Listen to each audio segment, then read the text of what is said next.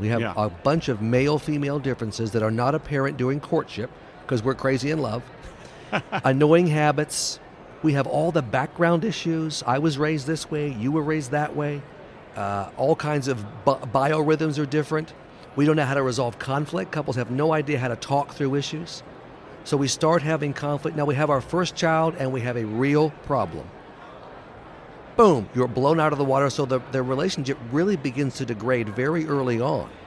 3 years, 4 years in, things are already happening. Nobody's getting divorced yet, but you reach that 7-year point, and there really is a 7-year rate, 7 to 8 years, that's a choke point.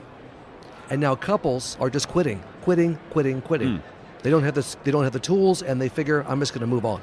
And when that 7-year time, that point in time occurs, do you find generally that there is a child or children involved, or do you see that it takes place even if there is not the presence of a child in the home? Most of the couples I see have at least 1 or 2 kids by then, and so they're caught in it.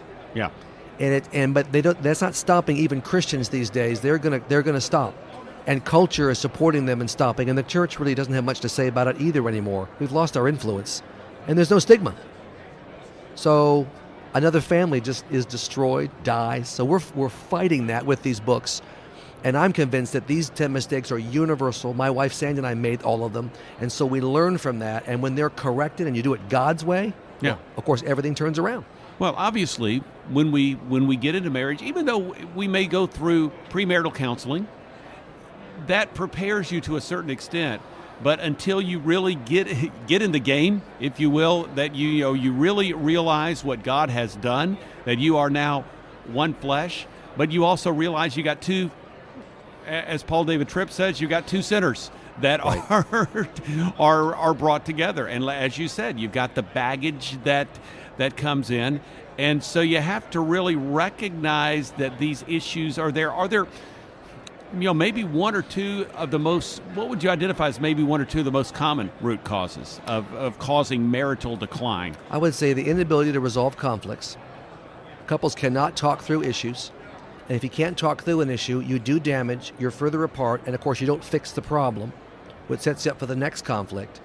So one of the core mistakes I cover in the book is how to stop your dysfunctional conflict style, because people do it the same way every time, like Groundhog Day. The same old dumb way never works. I can teach them how to stop that and how to do it the right way. And then the whole area of communication is just huge.